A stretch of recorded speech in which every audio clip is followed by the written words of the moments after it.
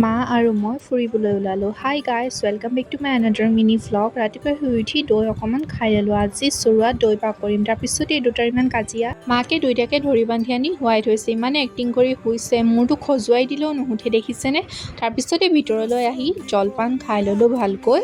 তাৰপিছতে আকৌ আমাৰ জেঠায়ে তিতাকেৰেলা গছ এজোপা ৰুইছিলে, এটাহে তিতাকেৰেলা লাগিছে আকৌ দেই। পিছতে এই ফুলপাহ মই ইমান ধুনীয়াকৈ টাবত যত্ন কৰি ৰুইছোঁ, নুশুঠে। এইফালে শুকান মাটিতে ধুনীয়াকৈ উঠি ফুলিছে। তাৰপিছত ভিতৰলৈ গৈ মায়ে ভেন্দি ভাজি অকণমান বনাব ক'লে, বনাই ল'লোঁ। এইফালে আকৌ বেঙেনা ফ্ৰাই আমাৰ বায়েহে বনাই থৈছে, মই মাত্ৰ ক্লিপ লোৱাতহে আছোঁ দেই। তাৰপিছত দুপৰীয়া হ'লে যিহেতু ধুনীয়াকৈ ভাত পানীকেইটাও খাই ল'লোঁ।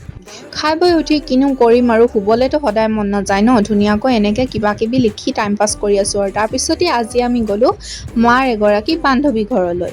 ধুনীয়াকৈ দুয়োগৰাকী ওলাই মেলি আমি গ'লোঁ। ঘূৰি আহোঁতে আকৌ আন্ধাৰ হ'লে দেখিছেনে, ভূতে পাব বুলি আমি দুইজনী পূৰা পলাইছোঁ আৰু। তাৰপিছতে ঘৰলৈ আহি চকলেট এটা খাই আজি ভ্লগটো ইমানতে এণ্ড কৰিছোঁ। Bye bye.